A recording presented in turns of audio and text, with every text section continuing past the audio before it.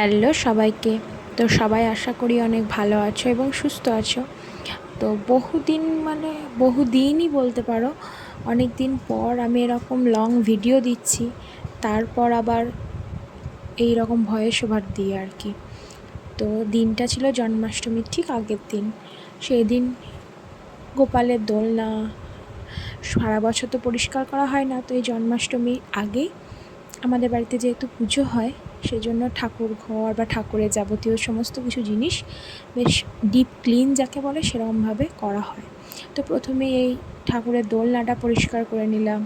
তারপর জন্মাষ্টমীর দিন এই তাল থেকে তালের মাড়িটা বের করা বা নারকেল করা, এগুলো করলে কী হয়, অতিরিক্ত একটু টাইমটা চলে যায়, তাই সেটা আগের দিন থেকে করে রাখলে একটু সুবিধা হয়। সেই জন্য মা বললো তালটা ঘষে রেখে দিতে। সেই জন্যই আমি একে একে 2-3টে তাল ঘষে রেখে দিলাম, কারণ জন্মাষ্টমীতে গোপালের তো প্রিয় খাবারই তালের সব কিছু, তাল ক্ষীর, তালের লুচি, তালের বড়া, যাই হোক এ সমস্ত আর কি। তো আমি নতুন একটা জিনিসও বানিয়েছিলাম, তালের কেক। খুব যে একদম প্রফেশনালভাবে বানাতে পেরেছিলাম তেমন না, তবে খারাপও হয়নি, বেশ ফার্স্ট টাইম বানিয়েছিলাম। আশা করি গোপালের নিশ্চয়ই ভালো লেগেছে। তো কথা বলতে বলতে 3-4টে তাল মেরে এই যে এতটা হয়েছিল। তারপর মা বললো ওটাকে একটু নুন আর একটু গুড় দিয়ে ফুটিয়ে রাখতে।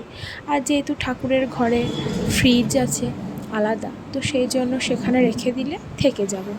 তো মাঝখানে আমিও একটু ছবি তুলে নিলাম, মানে তোমাদের সাথে শেয়ার করলাম আর কি।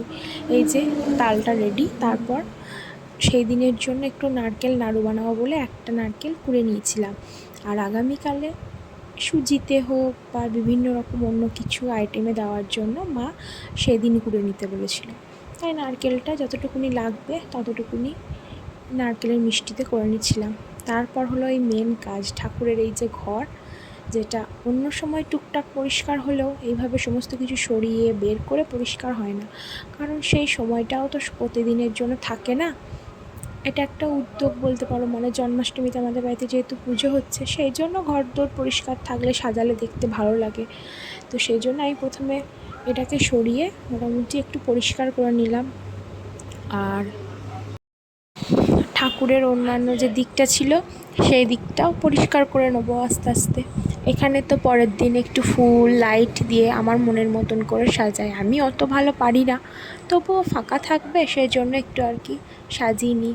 তো সেই ফুলও তার আগের দিনই চলে এসেছিলো আর কি। তো দেখো কথা বলতে বলতে এটা বেশ মোটামুটি পরিষ্কার পরিচ্ছন্ন হয়ে গেল। আমি আবার ওই জায়গাটা মুছে ওখানে তুলে দিলাম সিংহাসনটা। এখানেই গোপাল থাকেন, গোপাল নারায়ণ। আর ওইদিকে ততক্ষণে নারকেল নাড়ু আমার মোটামুটি প্রায়ই কমপ্লিট। তারপর নারকেল নাড়ুগুলো আস্তে আস্তে পাকিয়ে নিলাম। তো আমি বলতে পারো এই প্রথম নারকেল কুড়ে নারকেল নাড়ু বানালাম। আগে কুড়ে দিতাম, মা করতো।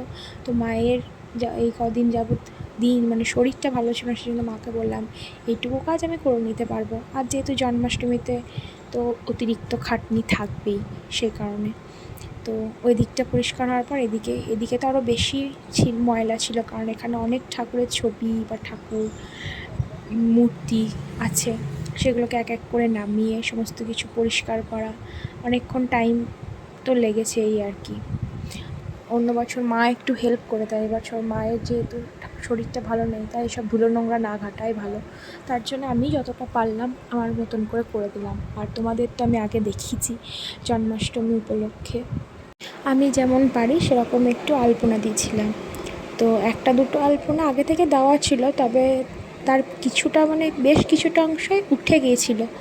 সেই জন্য ওটা তুলতে গেলে ওর ওপর অনেকটা ঘষাঘষি করতে হবে, সেই ক্ষেত্রে এই পাথরটা স্ক্র্যাচ পড়বে। তার জন্য আমি নতুন আর কোনো আলপনা না দিয়ে ওই একই টাইপের আলপনাই আমি রং দিয়ে করে দিয়েছিলাম। আর ঘরে বাইরে সব জায়গাতেই, সিঁড়িতে তোমরা হয়তো দেখেছো আমি শর্টসে দিয়েছিলাম। তো আমি তো অত ভালো আলপনা দিতে পারি না, তবু ওই আর কি একটু চেষ্টা করেছিলাম। তো মোটামুটি শেষে খুব যে খারাপ লাগছিল তা না, মোটামুটি ঠিকঠাকই ছিল আর কি। জন্মাষ্টমী উপলক্ষে আমার দ্বারা যতটুকুনি হয় ততটুকুনি করার চেষ্টা করি আর কি, সাজানো বলো। তো মায়ের এই ঠাকুরের সিংহাসনে না প্রচুর ঠাকুর আছে, তো প্রত্যেকটা ঠাকুর পরিষ্কার করতে করতে আমার প্রায় অনেকটাই সময় লেগে গিয়েছিলো। আর ততক্ষণে এইদিকে দেখলাম আমাদের বাড়িতে যে বৌদি কাজ করে সে বৌদি বাসনপত্র সব মেজে ধুয়ে রেডি করে রেখেছিলো। আর এই যে দেখো সমস্ত পরিষ্কার পরিচ্ছন্ন হয়ে গিয়েছে। তো তোমাদের আজকে আমার ভিডিও কেমন লাগলো জানিও। টাটা, দেখা হচ্ছে খুব তাড়াতাড়ি জন্মাষ্টমীর ভিডিও নিয়ে। ভালো থেকো সবাই।